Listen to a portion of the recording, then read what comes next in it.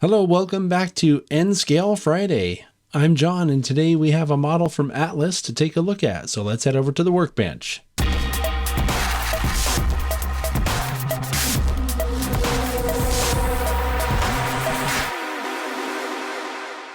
Alright, so here's what we're looking at today. This is an N-Scale General American 50-foot RBL boxcar. This model is from Atlas. It comes from their master line. They range in price from $34.95 to $38.95, depending on the paint scheme.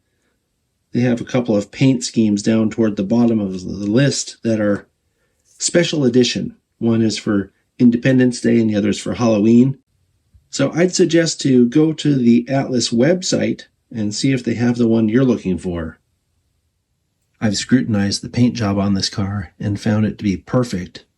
Not only does the yellow cover without obscuring any detail, but the printing on this car is just exquisite. The separation lines in the logo itself are very crisp with no bleeding or fading anywhere, and you can read all of this fine writing with magnification, even down to the build date, which just happens to be September of 1963.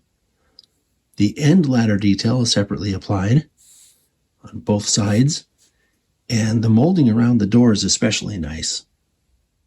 We'll take a look at the brake end here. You can see that the brake wheel and associated detail is separately applied. These are separately applied end ladders, which look really good. And of course, the writing on these little corrugations is all legible. Something else I'm noticing that's really cool is this model has a cut lever. It's kind of hard to see because everything's dark down here, but see it right here. That's a cut lever. Something else I'm noticing which is really cool is this looks like an etched metal crossover platform, and this is a body-mounted knuckle coupler. The end looks so good that I wanted to show you this angle of it as well.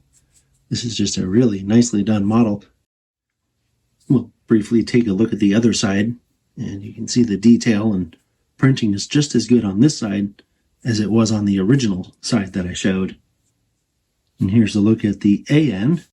Looks just like the B end, only with a little bit less detail. All this walkway detail on the roof is separately applied, and it looks to me like etched metal. It also acts like etched metal. So I was looking at it with my magnifying visor and noticed that it looks like it's warping just a little bit in the cold of my office here. Also, these end platforms appear to have separately applied grabs.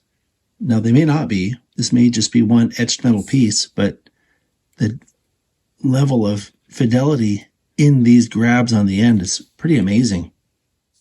Wow, I didn't realize we were in for such a treat on the bottom of this car. That's a lot of separately applied brake detail. Look, it moves a little bit. Wow. You usually don't get this level of detail in the brake rig on an N-scale model. And the other thing I'll point out while we're looking at the bottom is what I mentioned before, that these are body-mounted knuckle couplers.